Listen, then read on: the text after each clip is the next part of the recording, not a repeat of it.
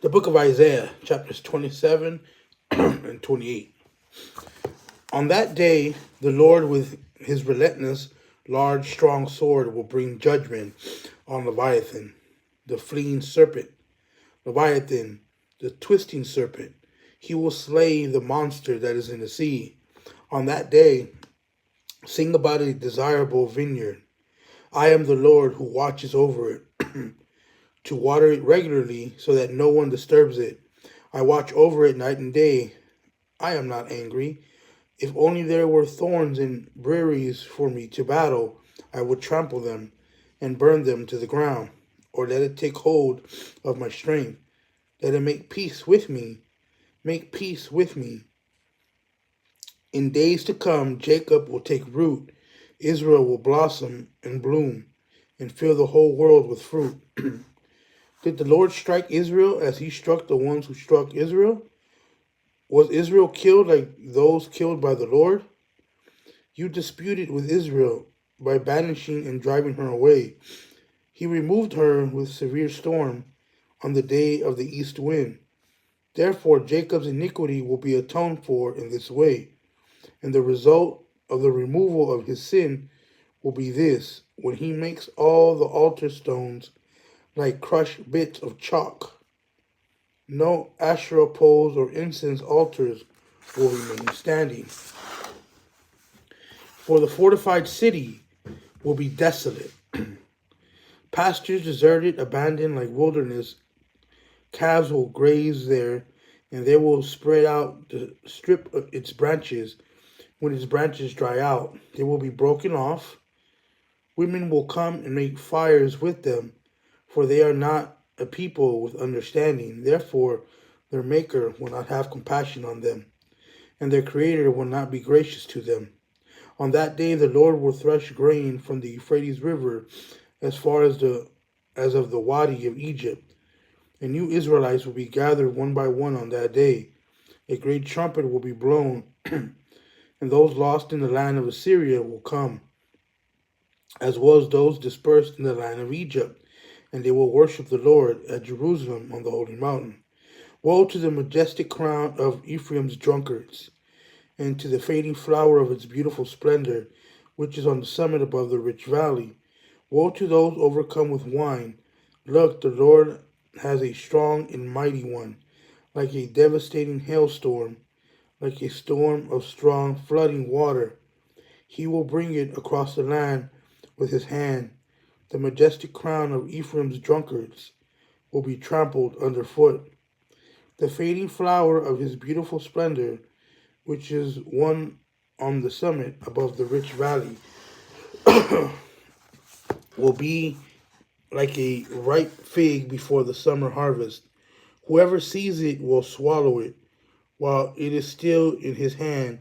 On that day, the Lord of armies will become a crown of beauty and a diadem of splendor to the remnant of his people, a spirit of justice to the one who sits in judgment and strength, to those who repel attacks at the city gate.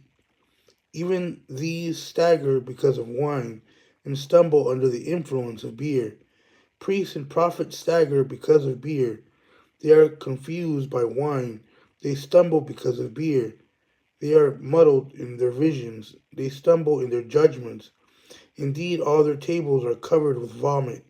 There is no place without a stench. Who is trying to teach? Who is he trying to instruct? Infants just weaned from milk. Babies removed from the breast. Law after law, law after law, line after line after line, a little here, a little there, for he will speak to his people with stammering speech in a foreign language. He had said to them, "This is the place of rest. Let the weary rest. This is the place of repose." But they would not listen. The word of the Lord will come to them, law after law, law after law, line after line after line, a little here, a little there. So they go stumbling backward to be broken, trapped, and captured. Therefore, hear the word of the Lord, you scoffers who rule this people in Jerusalem.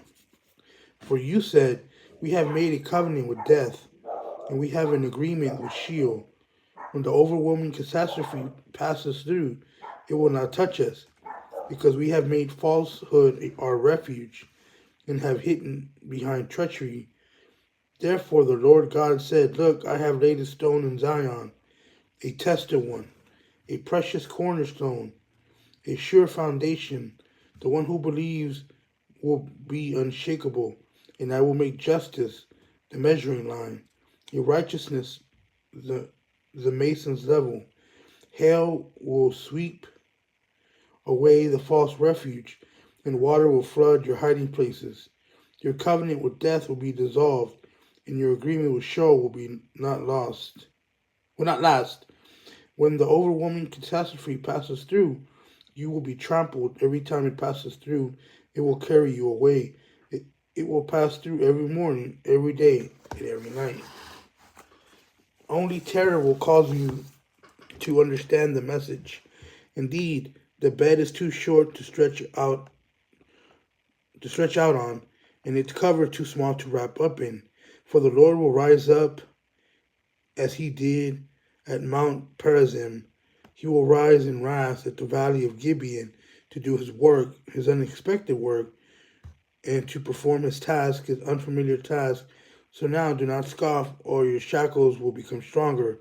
Indeed, I have heard from the Lord God of armies a decreed destruction for the whole land.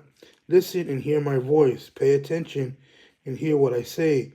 Does the plowman plow every day to plant seed?